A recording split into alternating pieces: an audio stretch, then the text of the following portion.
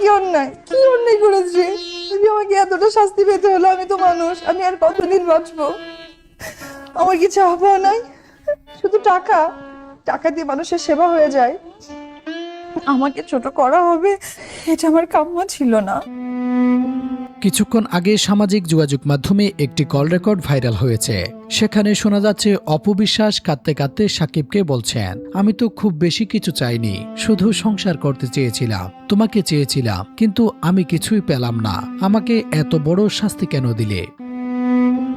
আমার চাওয়া তো খুব বেশি কিছুই ছিল না। কথিত অডিওতে আরও শোনা যায়, একজন মানুষ আর কতদিনই বা বাঁচে, আমারও বয়স হচ্ছে, আমি শুধু একটু সম্মানের জন্য বাঁচতে চেয়েছিলাম, কিন্তু আমি কিছুই পেলাম না, শুধুই পেলাম অসম্মান। এটা কি আমার প্রাপ্য ছিল? তোমাকে ভালোবেসে অনেকগুলো বছর নিজেকে আড়াল করে রেখেছিলাম, সবার সামনে আসার পরও শুধু লাঞ্ছনা আর গঞ্জনায় পেয়েছি। এছাড়াও ওই নারীকে বলতে শোনা যায়, একজন সিঙ্গেল মাদার হিসেবে আমি আমার ছেলেকে মানুষ করেছি এবং নিজেকেও গুছিয়ে নিয়েছি। শুধু একটি আশা ছিল, তোমাকে পাবো, তোমার সঙ্গে সংসার করব। শুধু বিনিময়ে পেয়েছি কষ্ট আর অসম্মান। আমার অপরাধটা কি ছিল?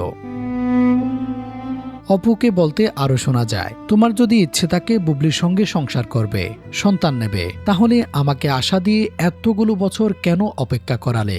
আমি যতবার নিজের জীবনকে গুছিয়ে নিতে চেয়েছি ততবারই তুমি আমাকে বাধা দিয়েছ, আমাকে আশা দেখিয়েছ।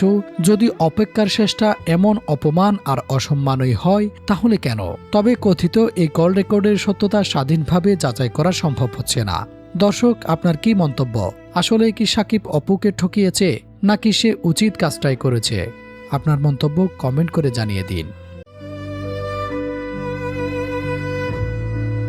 Text report, true news.